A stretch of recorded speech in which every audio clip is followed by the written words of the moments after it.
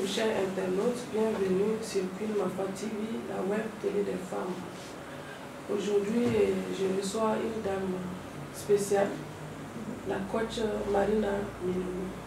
Mais avant de lui donner la parole, je voudrais vous souhaiter une très belle année 2025. Que cette année apporte définitivement la paix dans notre cher pays, le Burkina Faso. Je voulais aussi vous dire que j'ai une pensée spéciale pour notre animatrice Françoise Touré qui est souffrante et aujourd'hui j'ai le plaisir de la remplacer. Bonjour Marina. Bonjour à tout le monde. Comment se passe cette journée? Tout se passe très bien. Merci beaucoup pour l'invitation et surtout je me joins à vous pour souhaiter bonne année à tout le monde, surtout la paix aux façons. Voilà. En tout cas, c'est un plaisir pour nous de recevoir sur notre plateau parce que depuis décembre, on a essayé de vous contacter, mais je sais que votre calendrier est très chargé. Et aujourd'hui, enfin, vous êtes là. Ce qu'on aimerait savoir à première vue, c'est qui est Marina Milou et Madame Ouedraogo. Ok. Je suis Madame Ouedraogo. Je suis la femme du couple Simon Ouedraogo. Je suis née de Milou. Mon prénom c'est Marina. Voilà. Donc, je fais dans le coaching de vie de couple et l'éducation des enfants. Je suis dans la restauration et également dans l'immobilier. Voilà. Dans l'import-export. On touche un peu à du tout. Voilà. Donc, c'est qui je suis. Et où avez-vous passé votre enfance? S'il te plaît, j'aimerais bien te tutoyer, Oui, que ce soit un peu plus convivial. Oui, allez-y. Comme nous sommes entre dames. Allez-y. Voilà, sans protocole, si ça te dit? Ça c'est d'accord, moi ça ne me gêne pas. Ok. Sinon, j'ai vécu dans ce quartier même, voilà, à Tanguay. Notre cours n'est pas loin de l'école Watinoma. Voilà, j'ai fait mon école primaire là-bas. Mon secondaire, je l'ai fait au CG municipal de Nord-le-Massum à Tanguay, non loin du marché de RDA. Voilà, donc, j'ai fait mon second cycle au Nelson Mandela, que je n'ai pas terminé, parce que tout simplement, les choses n'allaient pas en famille. Et comme j'aime le dire, ça chauffait. Voilà, la maman devait presque tout faire pour ses 9 enfants. Et moi, par pitié, j'ai décidé de dire que c'est bon. Après une formation avec le coach Simon, à ma première, voilà. Donc je l'ai tout simplement approché pour lui demander est-ce que je pouvais avoir quelque chose parce qu'il fallait que j'aide ma maman, elle n'arrive pas à joindre les deux bouts. Voilà. Donc quand je l'ai approché, il m'a dit qu'il y a du travail, mais que c'est dans une alimentation. Et moi j'ai dit bon, c'est bon. Il me dit que même 30 000 francs tu peux avoir. Donc, naturellement, j'ai calculé, j'allais me retrouver avec 90 000 francs pour les 3 mois de vacances. Et après, il me dit de revenir sur terre. Je vais te montrer des activités à faire. Si tu te concentres réellement, tu auras tout ce que tu veux dans la vie. Et moi, vraiment, j'étais vraiment curieuse. Je voulais vraiment tout savoir. Et en plus de ça, de la manière dont la pauvreté nous a tapés, moi, je voulais par tous les moyens. C'était ma maman, mon inspiration. Elle souffrait tellement pour nous nourrir que, à un certain moment, j'ai dit c'est assez, c'est bon. Il faut que je me débrouille pour pouvoir m'occuper d'elle avec le temps. Et c'est ce qui s'est passé. J'ai fait les formations, j'ai fait la vente ambulante à Ouaga. J'ai vendu dans presque tous les quartiers. Et j'ai économisé avec le temps. Voilà. Dans la formation, il fallait retrouver sa mission de vie sur terre. Et moi, avec les exercices, j'ai vu que réellement, c'est les conseils en vie de couple qui me va bien. Et je me suis lancée. Donc, si je comprends bien, tu as arrêté tes études en première. En classe de terminale, je n'ai pas terminé en mi-d'année. Donc, tu n'as pas fait le bac? Non, je n'ai pas fait le bac. Et aujourd'hui aussi, tu n'as pas envie de... Non, je n'ai pas pour le moment. Peut-être l'envie un jour peut me prendre de faire le bac, mais pour le moment, non. Voilà. En fait, tu as dit quelque chose qui est intéressant. Tu es l'époux du coach Simon Ouedraogo, que nous tous on connaît. Et tu as dit que tu t'es approché de lui pour pouvoir avoir du travail, pour pouvoir aider ta maman. Est-ce que c'est de là que, je suis curieuse, je veux savoir, c'est de là que il y a eu le coup de foudre. Comment ça s'est passé?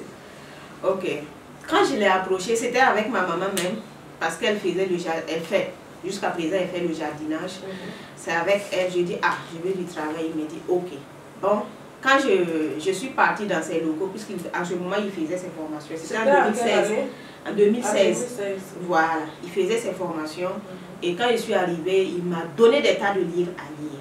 Et un jour, il m'a dit, en réalité, ce sont mes prières que Dieu a exaucées en t'amenant vers moi, parce que tout simplement, depuis longtemps, puisque leur maison est ici et notre maison est là, on était côte à côte.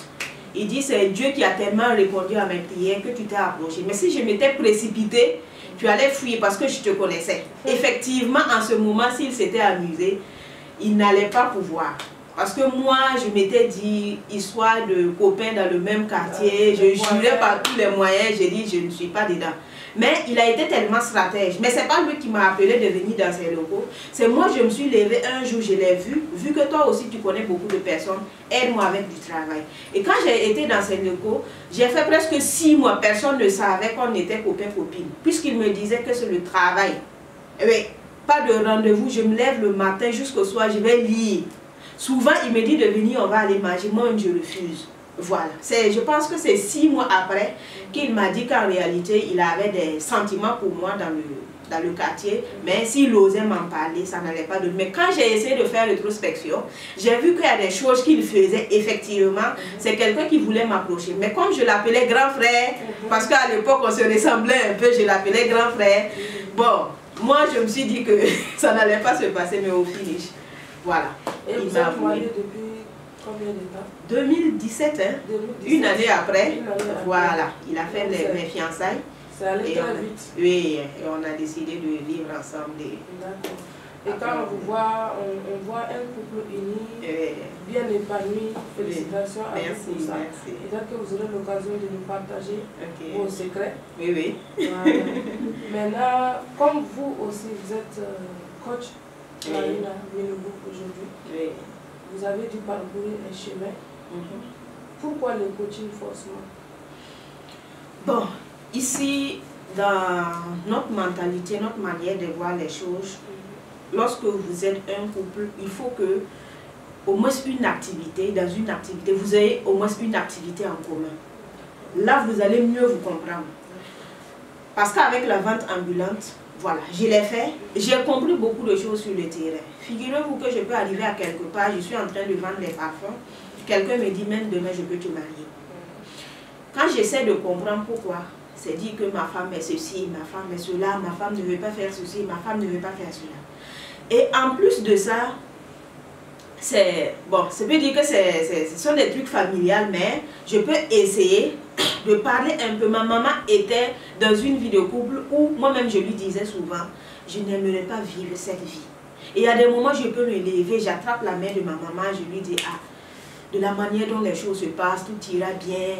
Et étant entre camarades même, il y a des moments, si je ne parlais pas, j'étais une qui était toujours dans son coin, mais lorsque j'ouvre ma bouche pour parler, je sens que mes mots pénétraient les gens en fait. Et sur le terrain encore, des gens peuvent me dire ça. Et lorsque je m'assois, qu'est-ce que je dis? Il faut trouver des activités. Déjà même sur le terrain, étant petite, j'arrivais à dire à des gens, je dis, c'est pas comme ça, on fait avec sa femme, fais ceci, fais cela. Et quand j'ai fini la vente, je me suis bien vue là-dedans.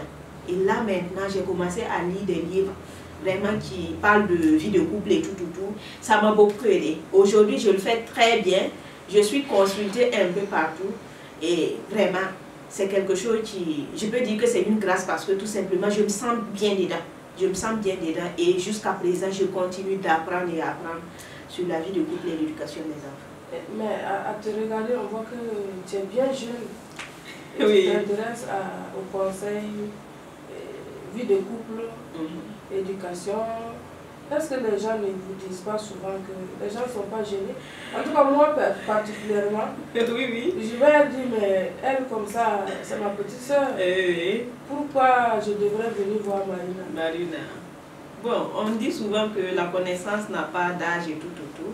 Parce qu'il y a des enfants de 5 ans qui peuvent faire des actions et t'éduquer en moins d'une minute. un enfant peut faire des actions et ça va beaucoup t'aider. Mais pour la petite histoire, il y a une Camerounaise qui a entendu parler de moi.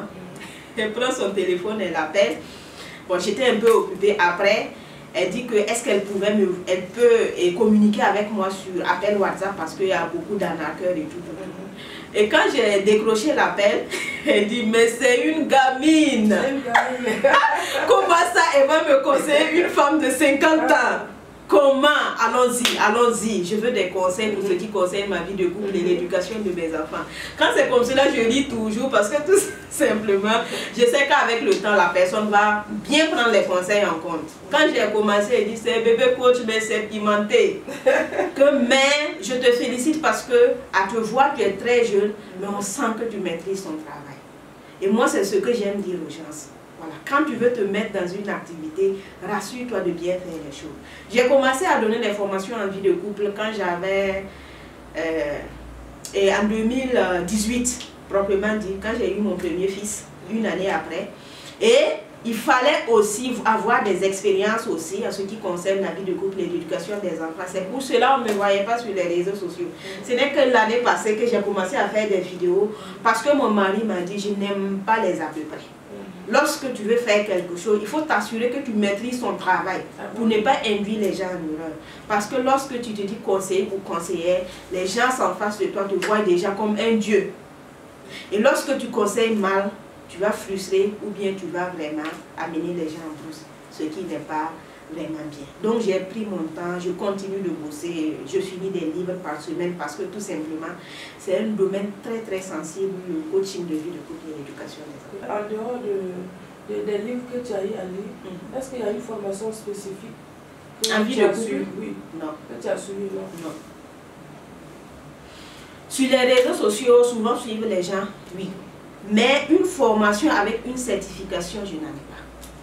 Je n'en ai pas. Si c'est ça, je ne vais pas mentir. Donc j'ai décidé, avec les livres, si tu n'es pas paresseux, tu peux tout apprendre.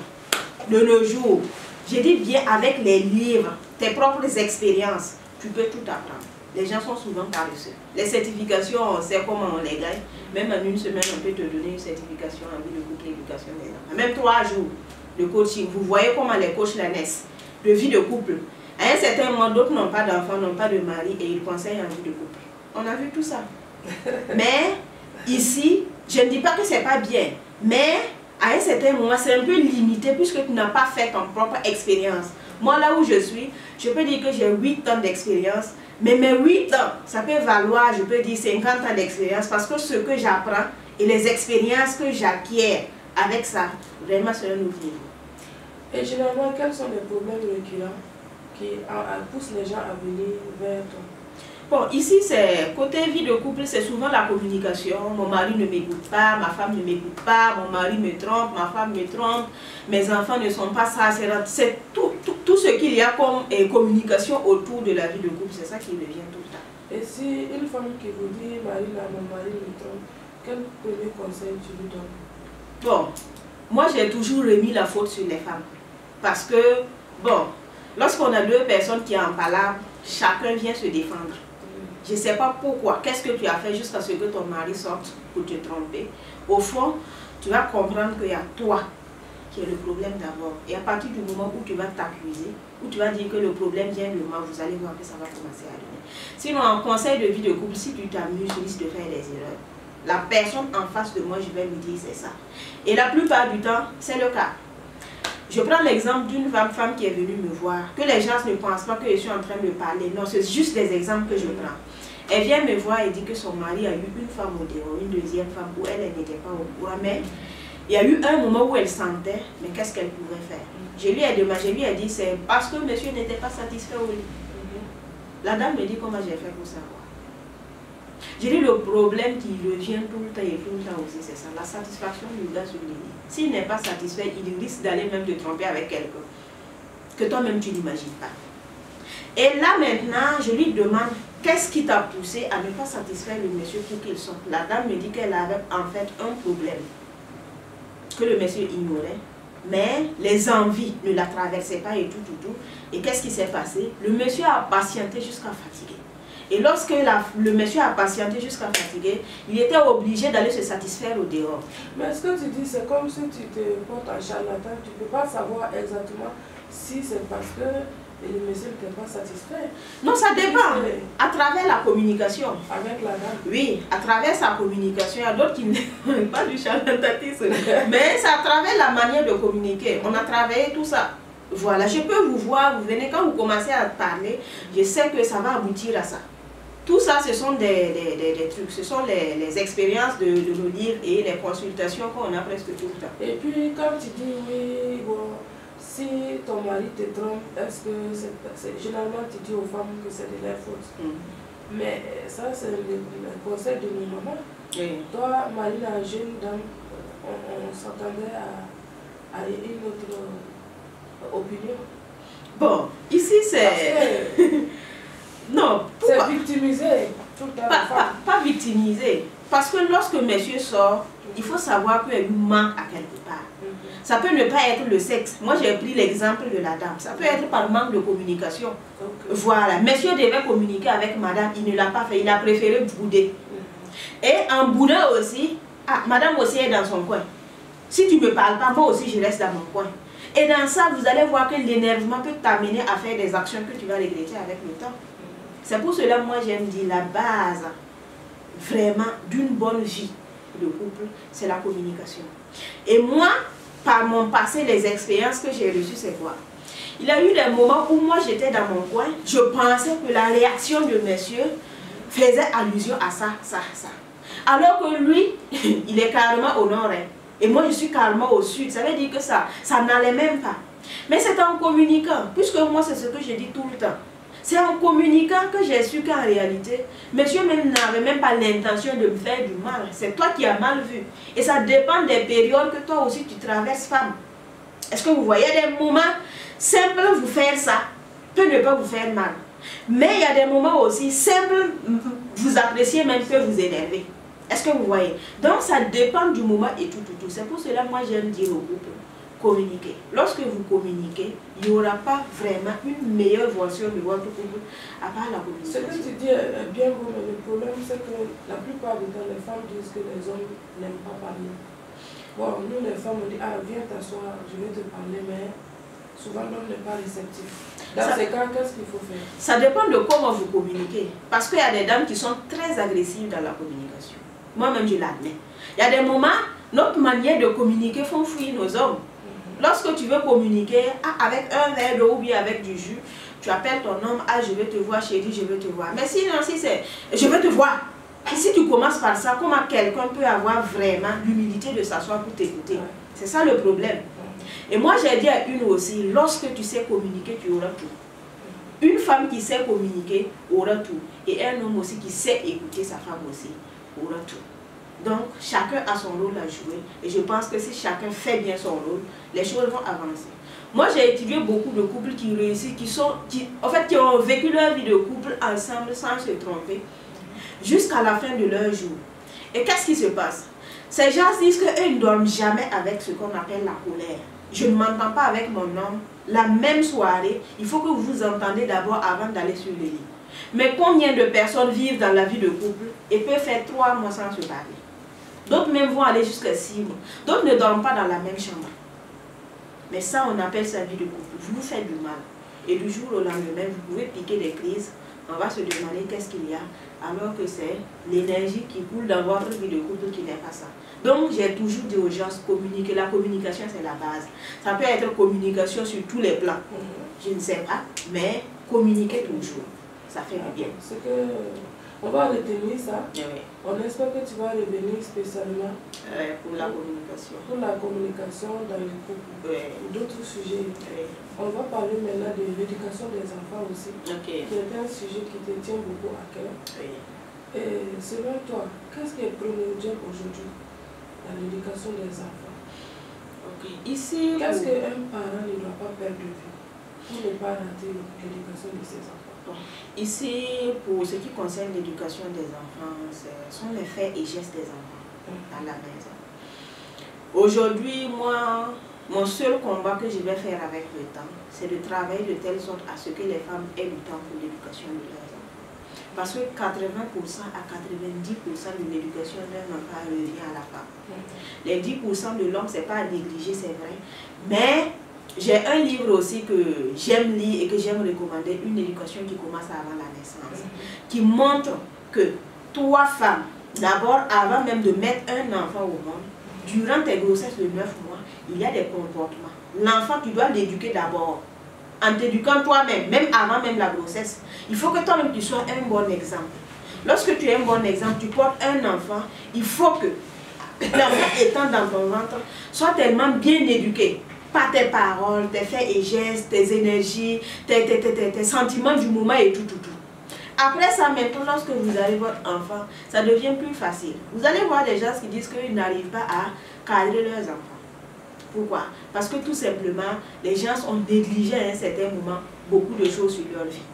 Donc ici, moi ce que j'aime dire aux gens, parce qu'il y a des trucs là, il y a des enfants, il faut essayer. Parce que c'est déjà gâté. Oui. Et vous allez voir qu'avant, je pense que femme, lorsque tu nais, avant que tu n'aies l'âge même de te marier, on t'inculquait déjà une éducation. Ça veut dire la petite fille qui a déjà 12 ans, c'est comment s'occuper d'un enfant, c'est comment faire la cuisine, c'est qu'une femme, voilà, doit faire ceci, ne doit pas faire cela. C'est qu'une femme de base doit du respect à son mari, doit du respect à sa maman, doit du respect à sa belle famille et tout. Mais aujourd'hui, on a raté tout ça parce qu'on veut imiter blanc. Je te coupe pas, mais quand même, Olivia, c'est comment on peut éduquer son enfant dans les ventres? Comment éduquer son enfant dans son ventre? C'est à travers vous-même votre propre comportement. Parce, oui, votre comportement. Ici, lorsque vous voulez d'un enfant bien intelligent ou d'un enfant qui va avoir pitié de vous avec le temps, il faut que vous-même, étant enceinte de cet enfant, vous tolérez certaines choses. Est-ce que vous voyez? Et je pense qu'il y a un comédien qui avait fait une comédie et qui parlait de que si femme enceinte s'assoit tout le temps devant la porte, la probabilité pour qu'elle mette au monde un enfant vigile est très élevée. C'est de l'humour, mais c'est très vrai. Vous voyez, ici aussi, on aime dire aussi dans notre tradition que l'enfant d'un voleur, c'est un voleur. Il y a tous ces comportements, parce qu'une fois étant enceinte d'un enfant, il y a toutes vos énergies que vous donnez à cet enfant. Ça veut dire tout ce que vous nourrissez. Les énergies que vous avez en vous, les bons comportements, les mauvais comportements, ça descend directement chez l'enfant. Donc c'est pour cela qu'on aime dire, lorsque vous êtes enceinte, faites très attention à certaines choses. Et encore, on aime nous dire que lorsqu'une femme est enceinte, lorsqu'elle a des envies, n'hésitez pas. C'est bien vrai qu'il y a beaucoup de femmes qui exagèrent, qui profitent. Mais non, celles qui ont des vraies envies, vous devez tout faire pour que cette femme vraiment ait ce qu'elle veut, parce qu'avec le temps, si elle n'a pas eu, une fois que cet enfant, vous allez le mettre au monde, cet enfant sera dans le manque à jamais. Ça, c'est pas côté africain seulement. Hein. Par nos enseignements, on a vu que blanc même est au courant de ça.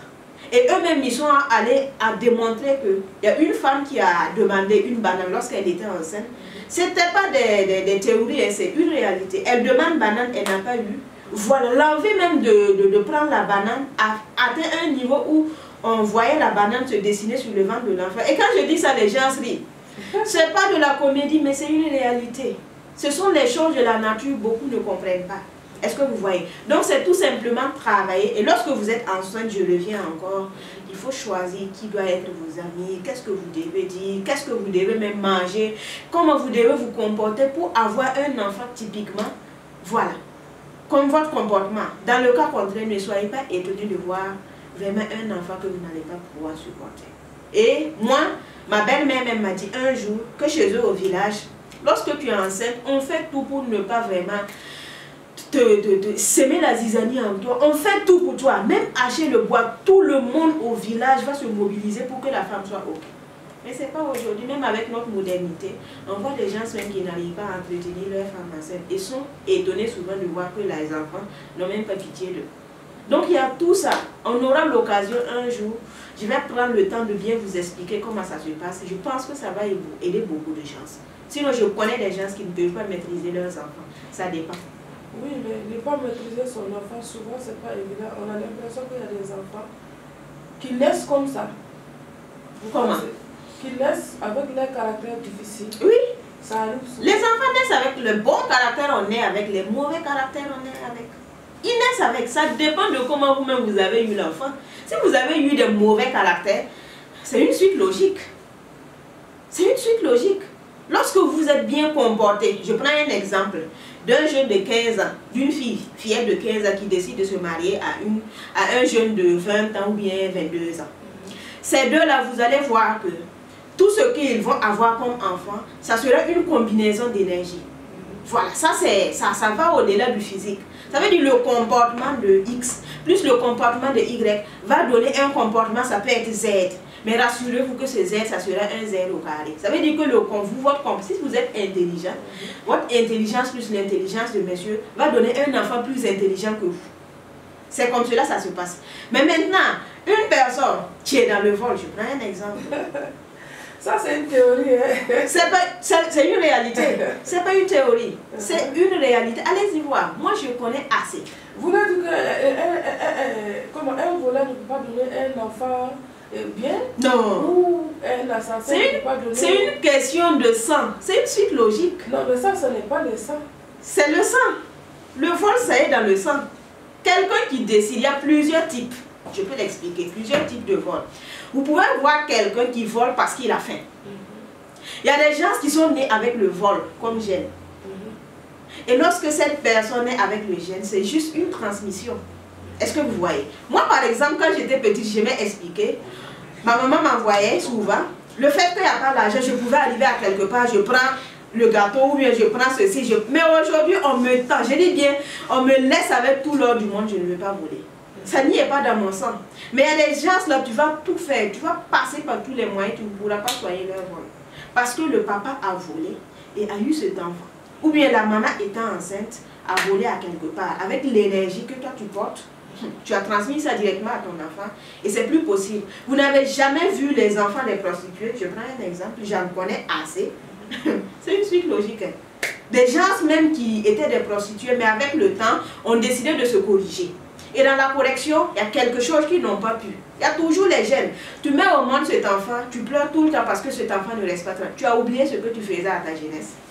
C'est une suite logique. Donc il y a tout ça que les gens ne comprennent pas et qui veulent mettre tout le temps la faute sur Dieu. Et pourtant, ce n'est qu'une suite logique de toi, ton comportement, papa ou maman. Mais la bonne nouvelle ici est que le monsieur peut être vraiment qui il veut et n'importe quoi. Et toi, femme, si tu prends le gène, tu as la capacité de transformer le voleur en une personne très bien. Mais ce n'est pas permis à n'importe quelle femme. Une femme qui dépense de bonnes énergies peut à un certain moment prendre le gène d'un voleur et transformer. Mais aujourd'hui, les gens ignorent tout ça. C'est le problème. Et là, tu es en train de parler du pouvoir de la femme. Du pouvoir de la femme. Parce que souvent aussi, j'entends ça dans tes communications. Ouais. Nous, femmes, on a la capacité de prendre, je dis bien, les gènes d'un voleur et transformer en un président. Mais tout dépend. Est-ce que tu es initié? Est-ce que tu connais les codes universels? Est-ce que tu sais que ça se fait, ça ne se fait pas? Et à partir de là, je pense que les choses vont bien aller. Et Dieu merci, on s'est rencontrés. Vraiment, on va faire assez de choses pour ce qui concerne vraiment la femme. Puisque l'homme, même dans les villages, vous allez voir que quand ça change, on dit c'est ton enfant. Ils ont raison. Parce que les 90% du travail, c'est à notre niveau. On aime dire que la femme, c'est l'autre moitié du ciel. Voilà. Tout ce que femme veut, Dieu veut. Mais, qu'est-ce que la femme veut? Est-ce du matériel? Ou bien est-ce que c'est un pouvoir? Le pouvoir inné de la femme qu'elle doit reconquérir? Beaucoup l'ignorent. Et quand c'est comme cela, on voit que les gens, les dames souffrent. Et pourtant, la souffrance des dames dans un pays fait que les choses n'avancent pas. Ceux qui ont compris, on ne touche pas un chevet de la femme. La vraie femme. Tu t'amuses là. On vous amène au youf avant de voir ce qui se passe. Si tu ne fais pas attention, tu risques de faire 5 à 10 ans là. Mais ici, comme les gens n'ont pas compris les choses, comme les femmes n'ont pas travaillé à montrer qui elles sont réellement, voici les résultats qu'on a. Voilà. Donc on les frappe, on met sur les réseaux. Toi, tu es qui? Dans les pays dits développés, tu vas frapper une femme et puis mettre sur les réseaux sociaux. La même seconde qui suit, on vient te choper là. Tu vas comprendre qu'on ne s'amuse pas avec la mère nature. Mais ici, il faut travailler à réclamer ses droits aussi. Il faut travailler à montrer qui tu es. Et lorsqu'on se montre vraiment à un certain moment vulgaire, ou bien lorsqu'on se montre vraiment pas intelligente, c'est ce qui se passe. Et moi, je suis là, mon combat, c'est de montrer à la femme qui elle est réellement. Lorsque tu sais qui tu es réellement, tout le monde va te consulter. Et c'est... Oui, oui. Ce que tu dis est intéressant et ça me permet de te poser une question. Parce que dernièrement, on voit des coachs, des femmes comme vous, là qui font la fierté, qui donnent des conseils aux femmes. Mais aussi, on voit aussi à travers Internet une autre facette de la femme et qu'on ne connaissait pas, c'est l'idée sur les réseaux sociaux. En tout cas, avoir des habillements pas trop décents. Et qu'est-ce que ça te fait quand tu croises ces gens d'image? Bon, quand je croise ces gens d'image, ça ne me fait ni chaud ni froid parce que je sais que la personne est dans l'ignorance. La personne est dans l'ignorance absolue. Et qu'est-ce que tu peux vraiment dire à une personne ignorante? Une personne ignorante à un certain moment, moi je les classe parmi les fous. Toi tu cherches raison avec un fou. C'est que demain va te trouver là où tu es. À un certain moment, les gens sont des fous et des folles. Mais lorsqu'au fond, tu ne sais pas ce que c'est qu'un fou ou une folle, tu risques de t'énerver pour rien. Pour moi, c'est des gens qui ne jouissent pas totalement de leur faculté. Parce qu'on s'est battu pour les droits de la femme, on s'est battu aussi pour dénoncer les gens qui terrorissaient l'image de la femme à travers les clips et autres. Et maintenant, on voit que ce sont les femmes elles-mêmes qui se pavanent. Donc, ça fait que depuis un certain temps, beaucoup de gens, surtout les associations et autres, elles sont mal à l'aise même pour parler, défendre les droits. Peuvent pas. Et moi, je ne le fais pas. Personnellement, me lever dire que l'homme et la femme sont pareils. L'homme, c'est pas comparé à la femme c'est pas comparé à l'homme. C'est deux êtres vraiment de sexe différent et chacun a son rôle à jouer dans la société. Et lorsque vous vous levez pour des marches et tout, voilà ce qu'elles sont en train de montrer. D'autres sont en train de montrer qui elles sont réellement sur les réseaux sociaux. Donc pour moi, c'est de travailler à montrer une autre facette. Parce que chez nous, on aime dire que nous, on ne combat pas le mal. Nous, on va, on donne nos énergies à ce qui est bien. Se lever, ça ne coûte rien de se lever, dire que les filles qui se dénudent, c'est rentré ici, c'est ça. Tu ne connais pas la vie de chacun. Tu ne sais pas ce que cette personne traverse. Moi, ce que j'aime faire, c'est de donner des conseils. Je ne suis pas dans les critiques parce que ça n'aide pas. Lorsque tu commences à critiquer, les gens, à un certain moment, vont te donner, vont te mettre, bon, ou bien vont t'insulter sur les réseaux sociaux. C'est bien vrai, même en disant la vérité, on va t'insulter. Mais moi, je n'attaque pas, on n'aime pas attaquer. On donne les conseils. Si les conseils qu'on donne te font mal et que tu sors pour insulter, tant mieux. Mais à part ça, moi j'ai foi que avec une génération où nous allons bien tailler, on va reconnaître la vraie valeur de la femme. C'est parce que souvent elles font ça. Elles ont des gens pour regarder, liker et faire tout qu'elles continuent. Imaginez une prostituée qui se lève, qui part pour vendre, on n'achète pas. Une fois, deux fois, trois fois, quatre fois. Cette personne va fuir. Mais c'est parce qu'il y a toujours des gens pour les acheter, il y a toujours des gens pour regarder, il y a toujours des gens pour liker. Et même ces dénudées, vous allez voir qu'elles vont avoir des millions de vues. Donc ça les encourage naturellement et elles pensent que c'est bien. Et qui sont venus pour les juger. Il y aura un moment où tout ça va terminer. Mais c'est quand nous allons travailler à trouver des jeunes filles, des dames qui vont commencer à se battre, qui vont commencer à montrer l'autre face de la femme, que nous allons voir que les choses vont commencer à changer. On est en train de tirer vers la fin de notre émission. À t'écouter, on voit que derrière un grand homme, il y a une très grande dame, une dame qui a la tête bien pleine et qui sait ce qu'elle dit. Et je veux revenir un peu à l'éducation des enfants pour terminer, pour aller la fête. Et vous avez dit qu'il faut avoir un bon comportement avant même la naissance de l'enfant. À la naissance aussi, il y a des comportements qu'il faut. En fait, il faut être un exemple pour l'enfant. Voilà, un exemple. Maintenant, il y a aussi les questions de jouer. Je suis curieux. Et pour toi, dès que tu as un enfant, quels devraient être les premiers jouets de l'enfant? Ok, les premiers jouets des enfants, c'est, moi j'allais dire des images qui parlent. Parce que vous allez voir que les enfants, ils sont plus dans les actions que dans les dires. Un enfant, tu peux lui dire, il ne faut pas faire. Qu'est-ce que l'enfant fait? Il fait. Mais lorsque tu es en action, lorsque tu es en train de faire quelque chose, tu vas voir que même si tu nettoies, il y a des enfants qui vont se lever, prendre ces pierres-là pour se mettre avec toi et puis nettoyer. Ils sont plus dans les actions. Et moi, j'aime dire que les enfants sont des singes, ils sont des imitateurs. Qu'est-ce que moi j'aime faire? Avec mes enfants, j'ai toujours téléchargé des dessins animés qui parlent des bonnes choses. Vous allez même voir la parole, tout ce qu'on dit, tout ce qu'on... Il y a des injures qu'il ne faut pas dire devant les enfants, les jouets. Il faut toujours trouver, même si c'est des véhicules, vous trouvez des véhicules qui sont bien. Vous trouvez, même si vous voulez faire des poupées, trouvez des jolies poupées pour les enfants. Lorsque vous voulez leur payer des jouets, il faut s'assurer que le jouet que l'enfant est en train de s'amuser avec, c'est quelque chose qui ne sera pas un danger. Mais malheureusement, vous allez voir que les gens payent des pistolets pour les enfants, payent des couteaux, même dans les jouets des enfants. Et vous êtes étonné de voir qu'un jour, ces enfants essaient de faire le mal avec. Ils savent que le pistolet là, c'est juste tirer sur quelqu'un pour qu'il meure. Même si tu ne lui dis pas. L'enfant, un enfant qui regarde un dessin animé par exemple là où il y a des pistolets, vous allez voir qu'il va le faire. Et beaucoup en témoignent. Beaucoup en témoignent des enfants qui se sont tués avec des couteaux. Voir ça, son petit frère assis, on parle pour regarder. Parce que pour eux, c'est un jeu. Ils ne connaissent pas, mais c'est juste les actions que nous faisons au quotidien qui fait que cet enfant. Vous n'avez jamais vu un enfant prendre le couteau pour se couper la main parce que pour lui, il veut couper ses condiments. Parce que tout simplement, ce sont des actions qu'on le fait tout le temps. Donc, pour les jouets, soyez très rigoureux. Moi, mes enfants, moi, je paye les jouets pour mes enfants. Et je suis très rigoureuse. Les dessins animés, il y a des dessins animés, ce n'est pas pour les enfants. J'ai toujours parlé des dessins animés. Il y a un dessin animé qu'on appelle les Sisters. Vous allez voir que ces filles ne s'entendent jamais. Une fois que vos enfants regardent ces dessins, ils ne peuvent jamais s'entendre dans la maison. C'est une logique. Ils sont des singes, ils sont des imitateurs. Mais moi, qu'est-ce que je fais? Ce qu'on appelle télé, aller s'abonner, venir donner des dessins animés. Moi j'ai une plaie. Je pars, je m'assois, je regarde les dessins animés. Et parmi les dessins animés, je peux vous conseiller Dora. Dora l'exploratrice. Elle dit des mots, elle dit des trucs. Il y a les quiz pour les enfants. Vous allez vous les télécharger. Vos histoires de canal et tout. Les enfants sont des imitateurs. Les adolescents vont regarder Trace TV.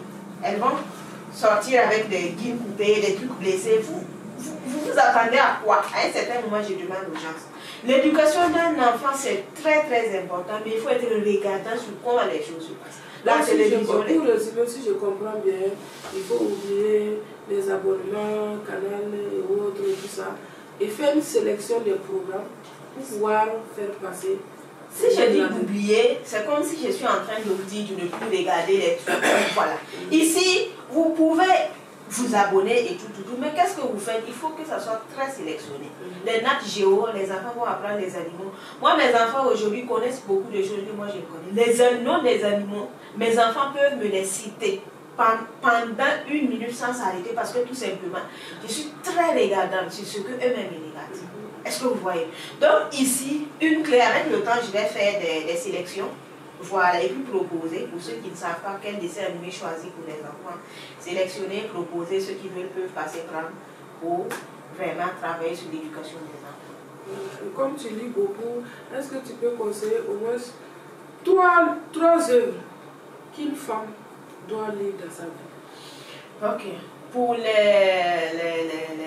livres de développement personnel, ce que j'aime dire aux gens, c'est tous les livres de développement personnel parlent d'éducation, parlent d'économie, parlent d'éducation, de vie de couple. C'est la manière de lire souvent qui fait que les gens ne prêtent pas attention à ce qu'il y a dans les développements personnels. Aucun livre, je dis dans tous les livres de développement personnel, on va mentionner l'éducation. On va mentionner la vie de couple. On va mentionner l'économie. Comment toi-même tu dois faire pour vraiment être au top économiquement.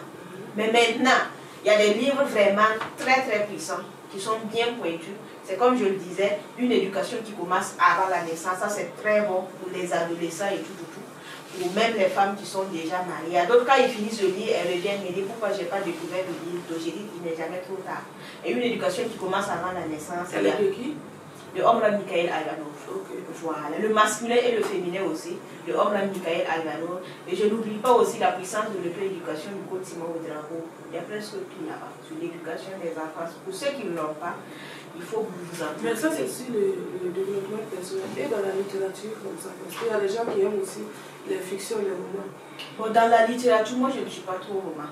Voilà. Parce que généralement, bon, je ne trouve pas grand-chose. Ça, c'est juste des histoires qu'on raconte et tout. Mais les livres de développement personnel, ça te montre quel chemin tu dois prendre. Par exemple, une éducation qui commence avant la naissance, quand tu lis ça, tu vas te retrouver. Je ne suis pas trop roman. Pas qu'il n'y a pas de livre, peut-être qu'une personne peut suivre et puis proposer des romans très éducatifs. Mais moi, personnellement, je n'ai pas d'expérience au niveau des romans. Je n'en ai pas. Et je vous conseille les livres de développement personnel. Ce sont des expériences de depuis 100 ans, 200 ans qui se partagent là-bas. Et pour les enfants? Pour les enfants, des enfants qui veulent lire. Bon, pour les enfants, je n'ai pas les titres en tête. À moins que j'aille voir pour les donner. Je n'ai pas les titres en tête. En tout cas, on est à la fin de cette émission. Okay. Ça a été un plaisir pour nous de t'avoir dans notre studio. Merci. On espère que tu vas revenir très bientôt. Avec plaisir. Pour d'autres sujets sur le développement personnel et surtout sur la vie de couple. La vie de couple. Parce que nous aussi, en tant que médias, on est toujours approché par des femmes qui ont des problèmes particuliers. On ne peut pas finir d'en traiter, mais on espère bien vous revoir. C'est ça. D'accord. Merci bien. Mesdames et messieurs, chers internautes, c'est la fin de cette émission. Je recevais pour vous Madame Coach Simon Ouedraogo. On connaît bien son époux pendant longtemps, mais aujourd'hui on a compris que derrière Coach Simon, il y a une dame solide. Au revoir et voilà. Françoise Touré vous retrouve la semaine prochaine pour un autre numéro de l'invité de la rédaction.